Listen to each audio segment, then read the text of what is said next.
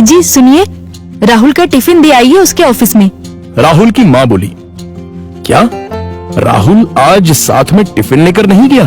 आज उसके ऑफिस में मीटिंग थी बॉस के साथ सवेरे सवेरे, इसलिए बिना टिफिन के ही वो चला गया। ठीक है, मैं दे आता हूँ। राहुल के पिता तैयार होने के लिए कमरे में चले गए। एक दिन पहले, माँ, मेरे दोस्त के पिताजी भी टीचर थे। उन्होंने देखो कैसे आलीशान बंगला खरीदा है। नहीं तो मेरे पापा, हम आज भी इस किराए के मकान में रहते हैं। राहुल गुस्से से बोला। राहुल, तुम्हें पता नहीं शायद, पर तुम्हारे पापा घर में सबसे बड़े थे, इसलिए 2 बहन और 2 भाइयों की शादी उन्हें ही करनी थी, और साथ में तुम्हारी पढ़ाई का खर्चा, और तुम्हारी बड़ी बहन की शादी भी तो थी। किसने किया ये सब?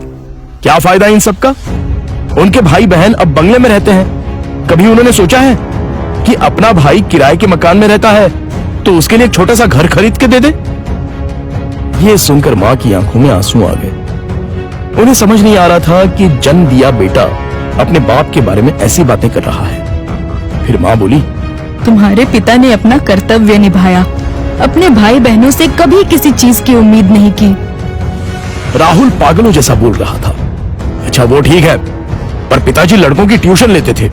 उनसे अगर फीस लेते तो आज पिताजी पैसों की गद्दी पर सोते। आजकल के क्लास वाले देखो कैसे इंपोर्टेड गाड़ियों में घूमते हैं।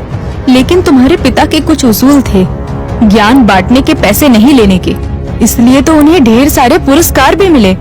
पता भी है तुम्हें? ये सुनते ही राहुल जोर से चिल्लाया, क्या फायदा इन पुरस्कारों का? क्या उनसे हमारा मकान बनेगा? पड़े हैं धूल खाते उस कबाड़ खाने में, कोई नहीं पूछता है उनको। तभी दरवाजे की बेल बजती है। पिताजी ने अपनी बातें तो सुन नहीं ली ना। इस डर से राहुल का चेहरा उतर गया, लेकिन पिताजी किसी से बात किए बिना ही अपने कमरे में चले गए। ये था कल का झगड़ा, और आज मोहनलाल ने साइकिल को टिफिन लगाया और कड़ी धूप में राहुल के ऑफिस पहुंच गए। कड़ी धूप होने के कारण वो थक गए थे। ऑफिस पहुंचने पर उनको सिक्योरिटी गार्ड ने रोका। राहुल सर को टिफिन देना था, क्या मैं अंदर जा सकता हूं? मोहनलाल ने पूछा।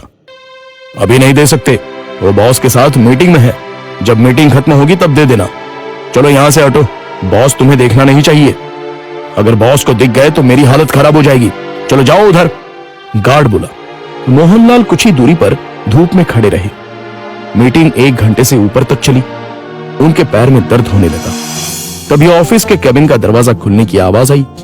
बॉस के पीछे पीछे राहुल भी आया। धूप में खड़े हुए पिताजी को देखकर वो मचलाया। चलते चलते बॉस की नजर मोहनलाल पर पड़ गई। गाड़ी में बैठने की बजाय वो वहीं खड़े रहे। वो सामने धूप में कौन खड़ा है? उन्होंने गार्ड से पूछा। अपने राहुल साहब के पिता हैं, टिफिन देने आए थे। गार्ड डरते हुए बोला। बुलाओ उन्हें। राहुल घबरा गया, उसके पसीने छूट गए। उसे अपने पिता पर बहुत गुस्सा आया। गार्ड के बुलावे पर मोहनलाल अंदर आए। बॉस उनके पास गए और बोले, आप मोहनलाल सर हैं ना? सरकारी स्कूल में आप ही टीचर थे ना? हाँ, पर आप कैसे पहचानते हैं मुझे? कुछ समझने से पहले ही बॉस ने मोहनलाल के पैर छुए। राहुल और सब लोग ये देखकर हक्का बक्का रह गए। सर, मैं विजय, आपका स्टूडेंट था। आप मुझे पढ़ाने के लिए घर आते थे। हाँ, याद आया। बाप रे, तुम तो बहुत ही बड़े हो गए हो।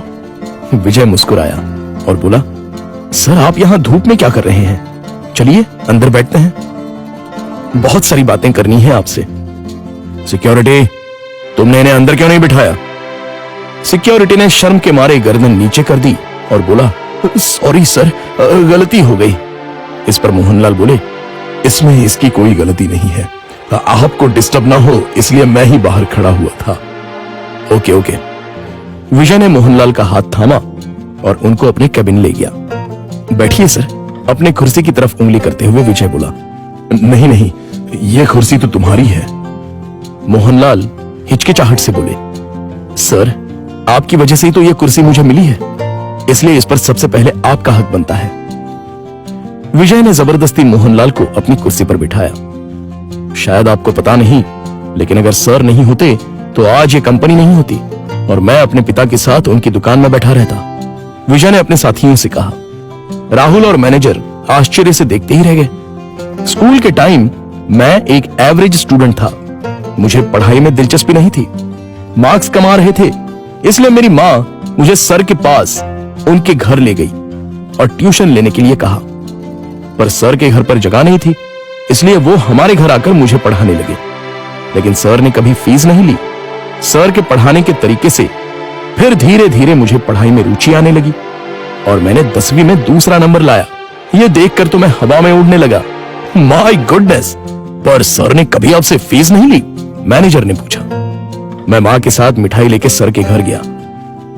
मां ने 50,000 का चेक सर को दिया, लेकिन उन्होंने वो नहीं लिया। तब सर ने एक बात कही थी जो आज भी मुझे याद है। सर ने कहा था, मैंने कुछ नहीं किया, आपका बेटा ही होशियार था।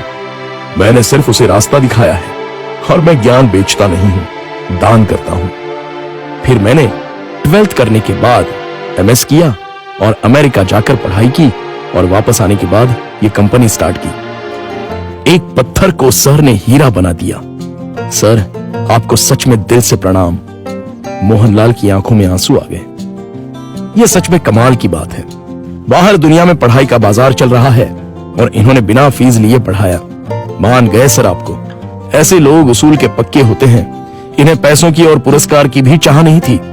इन्हें तो बस अपने स्टूडेंट का भला हो, यही दिन रात सोचते थे। सही कहा सर आपने। ऐसे लोग तो दुनिया में बहुत ही कम होते हैं। सर, क्या आज आप उसी किराए के मकान में रह रहे हो?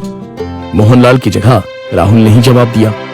हाँ सर, उसी किराए के मकान में रहते हैं। आज मैं अपने सर को गुरु दक्षिणा दूंगा। इस शहर में मेरे कुछ फ्लैट्स हैं, उसमें से एक फ्लैट मैं आपके नाम कर रहा हूं। विजय ने कहा। क्या? मोहनलाल और राहुल एक ही साथ बोले। इतनी बड़ी गुरु दक्षिणा मुझे नहीं चाहिए। मोहनलाल बोले, सर प्लीज ना मत कहिए। काम के चक्कर में मैं अपनी गुरु दक्षिणा देना भूल गया था। बहुत बहुत शुक्रिया सर। शुक्रिया मुझे नहीं, अपने पिता को कहो और मुझसे एक वादा करो कि तुम अपने पिता के अंतिम सांस तक उनके साथ रहोगे। हाँ सर, मैं वादा करता हूं। राहुल इमोशनल हो गया और उसकी आंखों से आंसू आ गए। तो दोस्तों, आपसे गुजारिश है कि कभी भी अपने पिता से यह मत पूछिए कि उन्होंने आपके लिए क्या किया और क्या कमाया है। जो कुछ कमाना है वो अपने दम पे कमाओ। उन्होंने हमें जो पढ़ाई और संस्कार दिए हैं वही आपको कमाने में मदद करेंगे। धन्यवाद।